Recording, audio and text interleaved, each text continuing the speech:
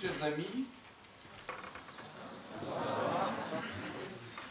C'est une soirée dont je vais garder un vif souvenir.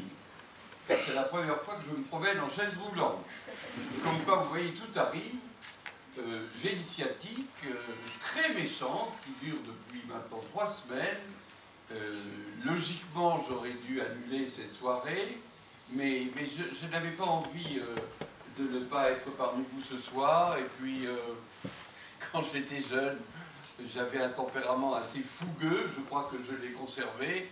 Et alors on disait de moi, Jean-Marie, il n'y a rien qui l'arrête. Et ben voilà, je suis donc là pour vous parler un peu de l'écologie et du développement durable, et en partant de ce qui est la chose dont on parle le plus dans la société, c'est-à-dire la crise. Je suppose que depuis vos études déjà au lycée, ce mot vous a accompagné, parce qu'il ne se passe pas le jour dont on parle de la crise. Et alors on se posait la question, c'est quoi au juste la crise? Ou bien les crises, parce qu'il y en a plusieurs. Il y a la crise économique, la crise écologique, la crise sociétale. Pour les Grecs anciens, pas ceux qui sont en pleine crise aujourd'hui, mais pour les Grecs anciens, la crise, c'était le kairos. Le kairos, pour eux, c'était des périodes particulières dans l'histoire où les équilibres anciens avaient tendance à se fissurer, et ça laissait entendre que probablement des choses nouvelles allaient émerger. Et d'ailleurs, les Romains ont traduit le mot kairos par opportunitas, opportunité pour nous. Évidemment, ça donne un sens tout à fait différent au mot crise que nous utilisons. C'était cette même idée. Il y a des périodes dans l'histoire où l'ordre ancien a tendance à se fragmenter, à se fissurer, à devenir inopérant et aussi malheureusement ou heureusement inefficace. Et c'est justement à ce moment-là que des choses nouvelles peuvent germer et apparaître. Et pour nous, aujourd'hui, ces choses nouvelles, disons, tournent globalement autour de l'écologie. La nouveauté n'apparaît pas évidemment à nos yeux, bien qu'il se passe, je vais le dire, énormément de choses. Je circule beaucoup, je fais beaucoup de conférences, je suis assez souvent à l'étranger, parce que je marche normalement par ailleurs. Et je vois que nous sommes vraiment rentrés dans une nouvelle période, qui est une période sans doute de transition, avec d'innombrables initiatives. D'innombrables initiatives. J'ai inauguré à peu près dans le même état qu'aujourd'hui, il y a 3 jours, le salon bio d'Aubernay près de Strasbourg. Moi j'étais vraiment frappé. L'Alsace est une région très écologique, mais vous aussi. L'Ouest est d'une sensibilité écologique plus fortement que d'autres régions de France. Et j'étais frappé par ce monde. Il y avait 25 000 personnes, par cette motivation partagée, par l'éthique de ces paysans bio que j'ai rencontrés, avec lesquels j'ai dialogué, par l'ouverture étonnante et tout à fait inattendue des élus, sénateurs et députés qui étaient là. Je me suis dit, j'ai un peu l'impression, aujourd'hui, chers amis, leur ai-je dit, d'être déjà dans le futur. Parce que j'imagine que l'esprit de solidarité, l'esprit d'initiative que nous voyons tous ensemble, ben ça sera peut-être comme ça le futur. Alors il y a les associations, il y a les ONG, il y a les collectivités territoriales, les mairies, les communautés d'agglomération. On fait des plans climat pour éviter un désastre climatique dû à ce fameux réchauffement. On fait partout du développement durable, on se préoccupe de la biodiversité, on se pose des questions sur l'impact sur la santé d'un certain nombre de molécules chimiques qui sont suspectes et que le programme REACH européen va sans doute petit à petit faire disparaître des marchés. Tout ça est en train de se faire. Mais on ne le voit pas. Alors ça ne se voit pas pour plusieurs raisons, dont une en tout cas tombe sous le sens, c'est que c'est pas de ça qu'on parle dans la politique, et que c'est pas de ça non plus qu'on parle dans les médias. Et lorsqu'on s'accroche aux médias, lorsqu'on regarde les journaux télévisés, lorsqu'on lit la presse, alors c'est très facile de résumer ce qu'on a vu et ce qu'on a entendu. Tout va mal. Tout va mal, il y a un petit bébé qui a été volé dans un hôpital, il y a des petits gars qui ont foutu la pagaille dans le département 9-3 en Seine-Saint-Denis, il y a que le déficit est plus important qu'on le croyait, il y a que les entrepreneurs hésitent à investir, il y a que le moral des ménages est en baisse, il y a que les Chinois se disputent avec les Japonais, il y a que les musulmans se disputent entre eux quand ils ne persécutent pas les chrétiens, ce qui est malheureusement le cas pour les salafistes, etc., etc., etc. Il n'y a que de ça. Et ceci crée un pessimisme ambiant, une morosité que je considère comme extrêmement regrettable. Quand vous pensez que dans un sondage tout à fait récent, 80% des parents, vos propres parents, pensent que vous aurez une vie moins bonne que n'était la leur. Ce qui détruit complètement l'idéologie pourtant qui nous porte et qui est la fameuse idéologie du progrès. Qu'est-ce que c'est le progrès si on fait marche arrière et si les conditions de vie se détériorent au lieu de s'améliorer? Eh bien, cette morosité, à mon avis, n'a pas vraiment lieu d'être, parce que beaucoup de pistes s'offrent à nous. Vous avez vu hier, donc avant-hier, que le gouvernement va lancer 2 grands projets d'éolien offshore en mer, l'un pas loin de chez vous, à Noirmoutier, l'autre au Tréport. Vous avez vu que sur la pointe des pieds, on commence à réfléchir à l'avenir en matière énergétique. Jusqu'à tout récemment, jusqu'à 5 ans, l'énergie c'était 2 choses. C'était 2 choses. C'était les combustibles fossiles et c'était le nucléaire. Par rapport à cette époque toute récente, aujourd'hui, on voit apparaître les énergies renouvelables qu'on avait considérées comme totalement marginales et par conséquent dénuées de tout intérêt. On les voit devenir aujourd'hui vraiment une piste sur laquelle s'enfilent et avancent de très nombreux pays.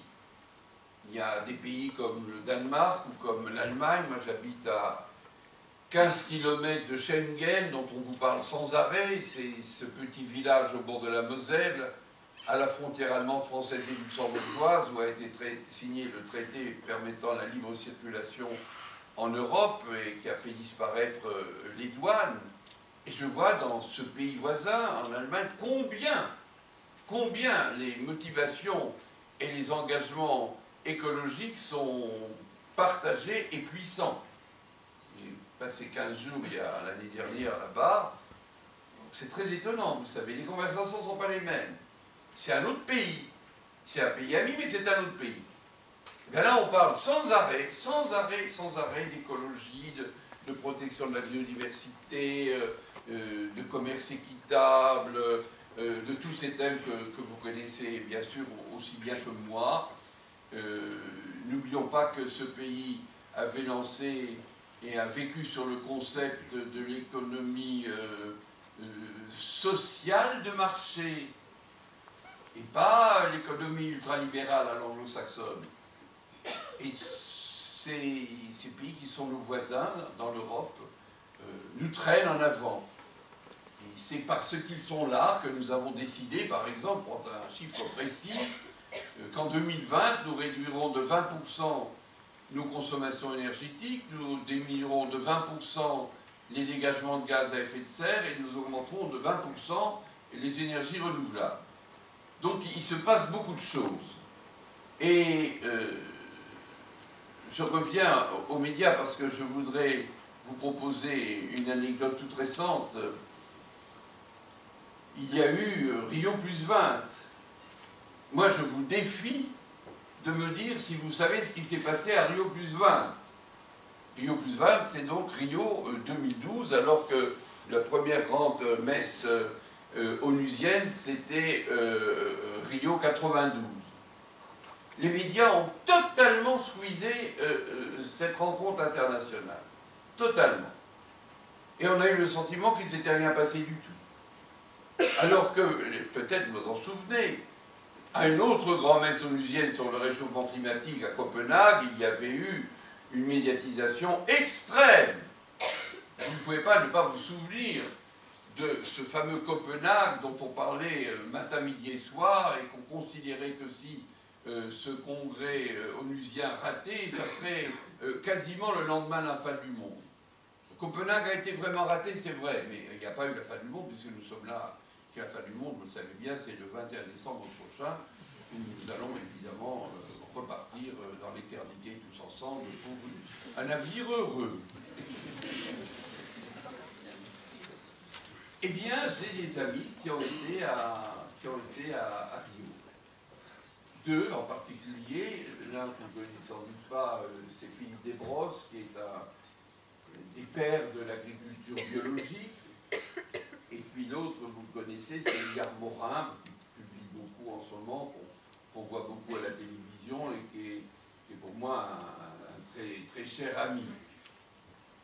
Ben, lui, il pédale en vélo à 91 ans dans les rues de Paris. S'il m'avait vu la descente tout à l'heure, il aurait dit Jean-Marie, comme ça va mal.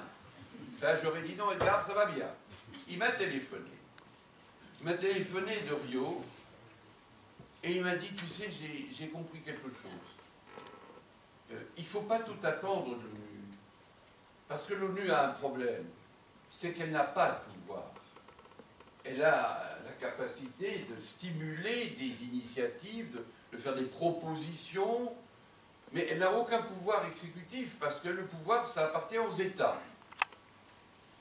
Mais dit les États, ils se ressemblent tous avec leurs problématiques particulières, mais ils sont tous sur le court terme. C'est comme ça. C'est une caractéristique de la politique. La politique, c'est qu'est-ce qu'on fait demain?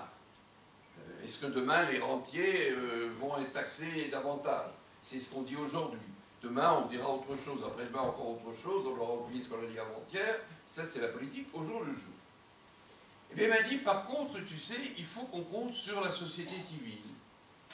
Parce que, à cette rencontre de Rio, il y avait une rencontre dite off, comme pour le Festival d'Avignon, où étaient présentes des ONG du monde entier.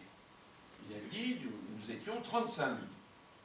Et tu ne peux pas imaginer le degré d'initiative, d'émergence, de fermentation qui était présent dans cet immense forum qui nous a donné beaucoup d'espérance. Eh bien, je pense qu'il avait raison. Et ici, je vous rejoins. C'est parce que vous penserez, parce que vous direz et parce que vous ferez que nous ferons avancer les choses, c'est-à-dire cette métamorphose de la société. L'objectif, c'est de ne pas tuer la Terre. L'objectif, c'est de laisser à votre génération un monde en bon état, pas trop pollué, pas trop dépourvu de ressources, puisque nous puisons hardiment dans les ressources et que nous les usons. Ce sont les objectifs du développement durable et on ne les atteindra que si la société civile est extrêmement présente. Alors on pourrait se dire, mais moi je suis rien, moi je suis un petit bonhomme, qu'est-ce que je vais apporter? Mais des moi, il y en a plein. Et si des solidarités se manifestent entre nous tous, voilà le mot solidarité qui est un très beau mot, eh bien nous allons faire avancer les choses. Il y a une solidarité dans le développement durable. C'est une idée très intéressante parce que c'est l'idée qu'il faut laisser aux générations futures et d'abord à la vôtre une terre en bon état. Ben ça c'est tout à fait nouveau. Vous savez, moi j'ai été élevé sans qu'on n'ait jamais parlé des générations futures. Ce serait venu à l'idée de personne, quand j'avais votre âge ou bien après, de réfléchir à des générations futures. On disait, ben, les jeunes ils n'ont qu'à faire comme nous. Nous on a travaillé, ils n'ont qu'à travailler. Et puis quand on était cynique, on disait, bon après nous le déluge. Plus personne ne le dit, il y en a encore qui le pensent sans doute. Mais plus personne ne le dit, et on se sent solidaire d'une génération à une autre génération. Et c'est cette idée forte de solidarité qui est présente, et qui s'oppose à cette idée non moins forte de la compétitivité à outrance. Vous voyez bien, dans le monde économique, combien nous sommes dans des compétitions féroces. Combien notre pays a du mal à exporter parce que nous produisons cher, parce que nous sommes un pays qui a des lois sociales que beaucoup d'autres nous envient, ce qui fait augmenter évidemment les coûts de production, et nous ne sommes pas bons sur les marchés internationaux. Et la compétition est extrêmement sévère, et ça provoque la crise de l'emploi qui s'étale partout. Alors, est-ce qu'il y aura seulement de la compétition ? Est-ce que ça sera le monde de la finance qui continuera, disons, à gérer l'économie? Ou est-ce que petit à petit, on ira vers un monde plus ouvert, où les aspirations des citoyens s'exprimeront, où on fera reculer les grands intérêts des grands lobbies au profit des valeurs d'éducation, de santé? Alors vous allez me dire, est-ce que c'est possible? Mais oui, c'est possible. Je vais prendre un seul exemple. Un seul exemple. On a parlé énormément des OGM. J'ai beaucoup travaillé moi-même sur les OGM. Bien. Bon, vous allez apprendre dans les semaines qui viennent qu'on a découvert des choses épouvantables sur les OGM. Mais c'est pas, ça va venir à la télé et dans tous les journaux d'ici quelques semaines. Parce qu'on a fait des essais que personne n'avait jamais fait avant. Quand je dis nous, c'est notre petite équipe de scientifiques. Bon, mais il n'y a pas d'OGM en Europe. Pourquoi n'y a-t-il pas d'OGM en Europe? Ben, tout simplement parce que les gens n'ont pas voulu. Les gens n'en ont pas voulu. Ben, du coup, il n'y en a pas. Et pourtant, la Commission européenne à Bruxelles est très favorable. Le monde scientifique, majoritairement, pas tous, était très favorable aussi. Mais le poids des opinions publiques est extrêmement important. C'est pour ça que nous devons absolument renforcer le poids des opinions publiques, qui fera petit à petit avancer cette métamorphose que nous souhaitons pour la société, et que nous souhaitons évidemment pour les jeunes que vous êtes, et pour les petits-enfants, et pour le bébé qui naît aujourd'hui à La Roche-sur-Yon. Alors, ce sont des valeurs nouvelles qui émergent comme ça. J'ai parlé de la solidarité, il y a la sobriété, il y a un rapport différent avec la nature. Votre président a signalé mon dernier ouvrage, Cessons de tuer la terre pour nourrir l'homme, parce que j'ai consacré, c'est mon métier, en tant que botaniste et en tant que pharmacologue, j'avais les deux casquettes. J'ai consacré 2 mois l'année dernière pour travailler sur ce dossier, parce qu'en écologie, vous savez, chers amis, il faut beaucoup travailler, parce qu'en écologie, on ne peut pas être spécialiste d'une petite chose précise, on ne peut pas être seulement un spécialiste scientifique pointu, on est obligé de connaître des domaines extrêmement différents. Le réchauffement climatique, ce n'est pas la biodiversité, les problèmes de santé, c'est encore autre chose qui touche plutôt le monde de la santé. Et si vous êtes un généraliste de l'écologie, c'est mon cas, il faut couvrir pratiquement tout, y compris l'urbanisme et des domaines qui sont extrêmement différents. Et j'ai vu que ce dossier était un mauvais dossier. C'était un mauvais dossier parce que ça a provoqué des problèmes de santé en particulier. Et souvent, c'est les agriculteurs qu'il faut protéger de ces impacts négatifs. Et ce que j'ai surtout trouvé, eh bien, c'est qu'on peut faire autrement. L'idée qu'en tout domaine, on peut faire autrement est une idée qu'il faut absolument que vous vous mettiez dans la tête et dans le cœur. Quand on dit on ne peut pas se passer du nucléaire, Demain, non. Dans 10 ans, non. Mais dans 30 ans, oui. Parce que dans 30 ans, on aura développé des quantités d'autres moyens énergétiques et on pourra se passer d'une énergie qui pose quand même, vous le savez bien, beaucoup de problèmes, puisque nous avons laissé à des générations pendant des milliers d'années des déchets à gérer. Et pour les pesticides, c'est pareil. Dans 10 ans, on va s'y prendre autrement et on va solliciter les plantes pour qu'elles se défendent contre les insectes, contre les pathogènes, contre les champignons, parasites. On va stimuler leur défense naturelle. On va leur permettre d'émettre par leurs racines des substances qui sont nocives pour les mauvaises herbes. On va leur permettre, avec des spores de champignons, de faire des associations entre les racines et les minuscules filaments de champignons, lesquels iront chercher dans l'environnement des nutriments pour la plante, laquelle se sera fortement renforcée dans ses capacités d'immunité et de défense. Et tout cela, on va le faire avec ce qu'on appelle des PNPP, des produits naturels peu préoccupants. Et on va par conséquent utiliser les stratégies de la nature,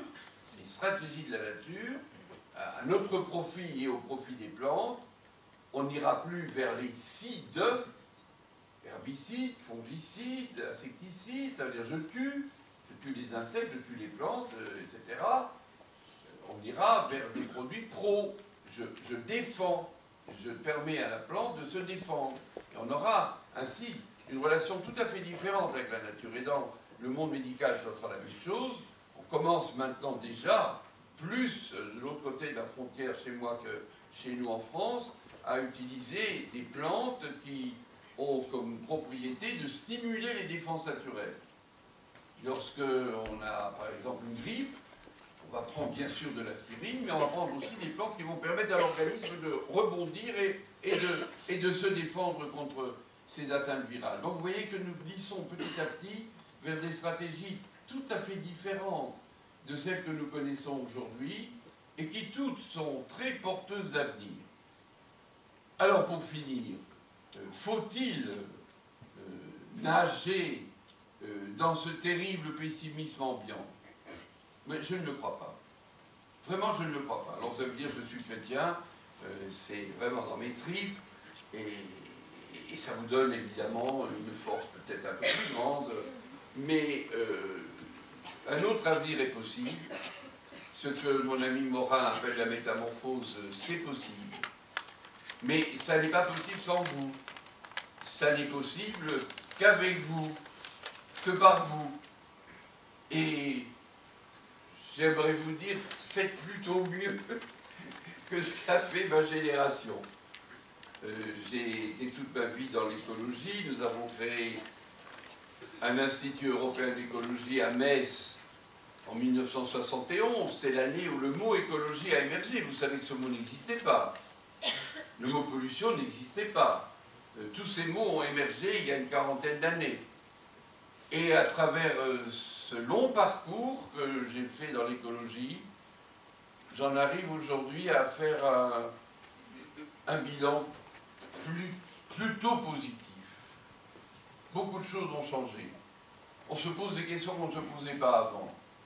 Et on a raison de se les poser. Et donc c'est un message de relatif optimisme.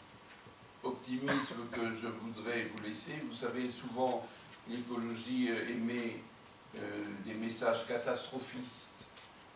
Alors on dit c'est trop tard. Alors on me demande souvent, Jean-Marie, est-ce que c'est trop tard?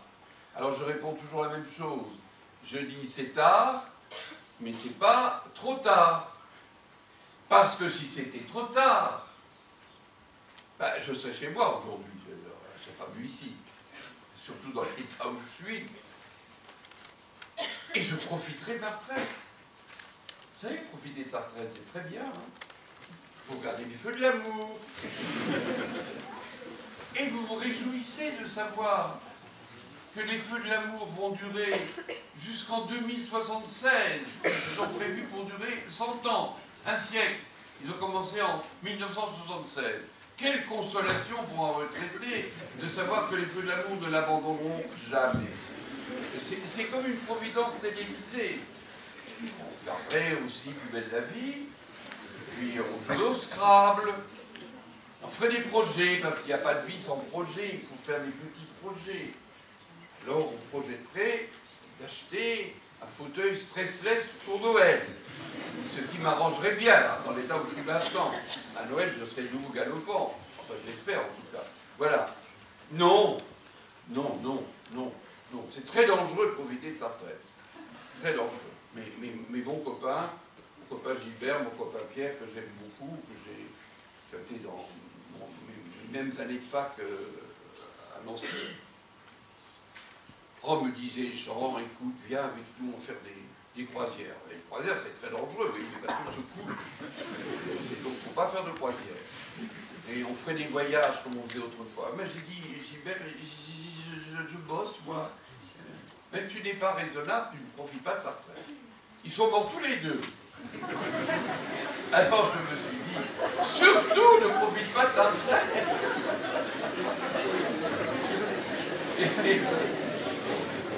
Et si nous devions mourir aussi, ce qui risque de nous arriver, alors, chers amis, je vous souhaite une vie très heureuse et une éternité bien heureuse. Merci.